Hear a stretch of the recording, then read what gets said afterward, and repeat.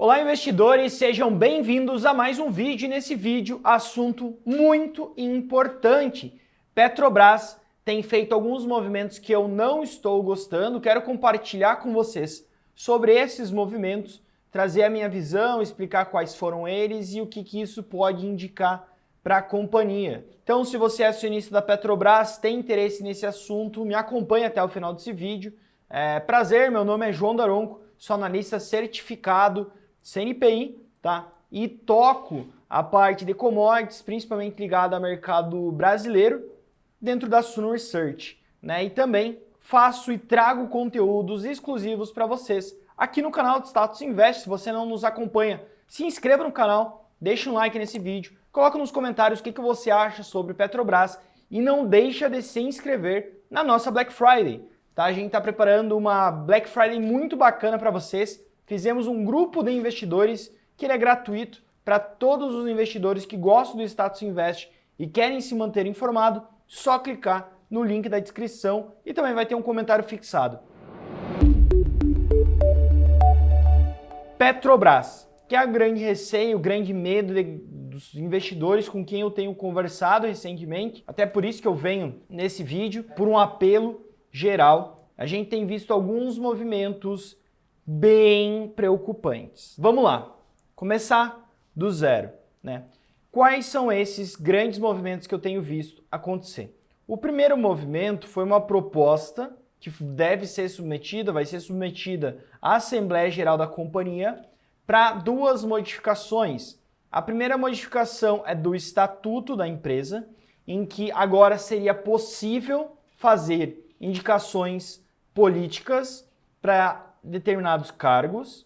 Então você tem uma mudança no estatuto da empresa, uma mudança em algo que foi feito lá em 2017, que buscava blindar a Petrobras de qualquer tipo de ingerência estatal, lembrando que o controle da Petrobras é do governo, né? Então você tem essa primeira mudança que fere e traz uma flexibilidade de indicação, prejudica de certa forma a governança e a tomada de decisão da empresa, toma um viés mais político. Primeiro ponto de atenção. Não é o primeiro de todos, mas esse é um ponto de atenção que o investidor tem que ficar de olho, né? Segundo aspecto, você tem a criação de uma reserva de capital, em que agora o lucro ele pode ser destinado para isso e não distribuído como dividendo, né? Antes a gente tinha aí o lucro, não o lucro, mas a geração de caixa, simplificando, né? A geração de caixa ela poderia ser distribuída ou investida, ou pagamento de dívida também, recompra, etc. Mas as duas grandes vias são distribuição e investimento. Se você vai investir, você tem que dizer onde que você vai gastar, porque você vai gastar e qual a rentabilidade que você vai ter, senão você distribui. Hoje, com essa nova reserva, você tem uma terceira via, que o dinheiro fica no caixa da empresa, né? A princípio, isso deve ser destinado para dividendos, mas a regra pode mudar. Acaba que quem é brasileiro sabe que o jogo muda ao longo do tempo, né? As regras vão mudando ao longo do jogo. Você começa uma partida de futebol e quando acaba o primeiro tempo você está jogando basquete. Dizem que no Brasil até o passado ele é incerto. Então a gente tem regras que podem mudar e aí no futuro essa reserva ter algum tipo de mudança para virar uma reserva de lucro para dividendos, pode virar uma reserva de lucro para fazer investimentos, etc. A gente não sabe, mas o que a gente sabe é que dá uma flexibilidade, diminui aquela destinação da geração de caixa para dividendos. Então você tem o segundo ponto de sinalização, que é um pouco preocupante para o investidor que busca retorno no seu investimento Petrobras, né? Terceiro aspecto que a gente teve bem recentemente foi algumas sinalizações sobre investimentos da Petrobras em refinarias, né? A gente vê circular notícias sobre investimento na ordem de 2,6 bi de dólares, ou seja, 12 a 13 bilhões de reais, né? Investimentos em refinarias. Acaba que um capital aplicado a uma taxa de retorno baixa, né? O investimento no pré-sal ele possui um retorno estimado, uma taxa interna de retorno superior geralmente do que refinarias, e a gente vê um movimento da atual gestão direcionando recursos para investimentos em refinarias. Então nós temos três grandes aspectos aqui.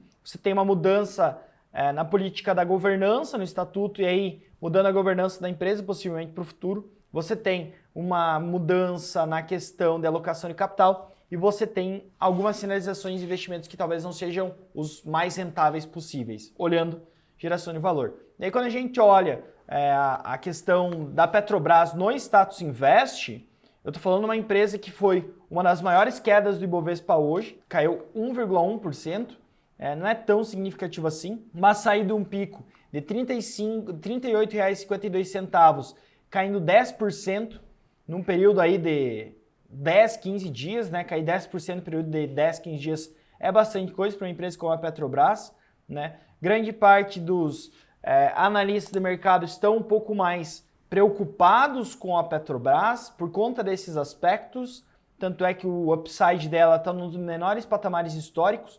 Quando a gente olha o upside aqui no nosso gráfico, né, do histórico do preço-alvo do ativo nos últimos 6 meses, a gente vê que esse upside já foi de 49%, 50%. Hoje está na casa dos 17%. Se a gente aumenta esse intervalo de tempo, a gente vê que esse upside já foi de 200%, quase 200%. Hoje está num dos menores patamares históricos. Vocês conseguem ver isso bem nitidamente aqui embaixo, tá? E esse upside ele cresceu, obviamente, porque o preço-alvo dos analistas tem aumentado. Entretanto, o preço da ação tem caído e aí aumenta o gap, né? O aspecto que eu trago também é questão das estimativas. Hoje você tem um PLD 2,9 vezes, isso deve aumentar para o futuro porque o lucro cai, né? A gente deve ter uma queda no lucro de 2023 comparado a 2022, já é esperado, tá? E aí de 2024 também a queda deve se prolongar porque o preço do Brent se normaliza. O yield cai substancialmente, 2022 a gente teve yield de 68%, atualmente 26%, para o final desse ano, né, a gente está falando 18%, para ano que vem 12%, 25%, 11%. Então, mercado um pouco mais pessimista com Petrobras, e aí eu trago essas grandes sinalizações, né? Você tem alguns direcionamentos, por assim dizer, da governança da empresa, que muitas vezes podem derrubar a rentabilidade. Se você derrubar a rentabilidade, você derruba o lucro. E se você derruba o lucro, derruba dividendos. Até isso é bem evidente, né, aqui no ROI. Percebam, tá? O ROI sai de 27% em 2021, 52% em 2023, e aí começa uma curva decrescente, passando para 42% atual, 28% final desse ano, 22% e 19% para os próximos anos. O ROA da empresa também tem caído substancialmente, como vocês conseguem ver nesse gráfico. Então, assim, as projeções, tá certo? E o ROA também tem caído bastante desde 2022. Então, esses são os meus pontos de atenção. Quem investe em Petrobras sabe que o principal acionista dela é o governo. Eu até vou mostrar aqui para vocês. Tá? O principal acionista é a União Federal. Está exposto a esse risco, está exposto a essa ingerência, mas tem que tomar cuidado, né? Entender o que hoje o preço ele está se refletindo, quais riscos já estão precificados e quais não estão. É esse o recado que eu quero passar para vocês. Mais uma vez, quero saber a opinião de vocês. Coloque nos comentários se você está preocupado ou não está. Como é que tem visto esse movimento da Petrobras? Né? Se está acompanhando ou não. Deixa um like nesse vídeo. Ajuda muito o vídeo a chegar a mais pessoas ficarem informadas sobre o que está acontecendo lá dentro. Se inscreva no canal e não deixe de participar da nossa Black Friday, tá certo? Link vai estar na descrição no primeiro comentário fixado. Espero vocês nos próximos vídeos. Forte abraço e bons investimentos a todos.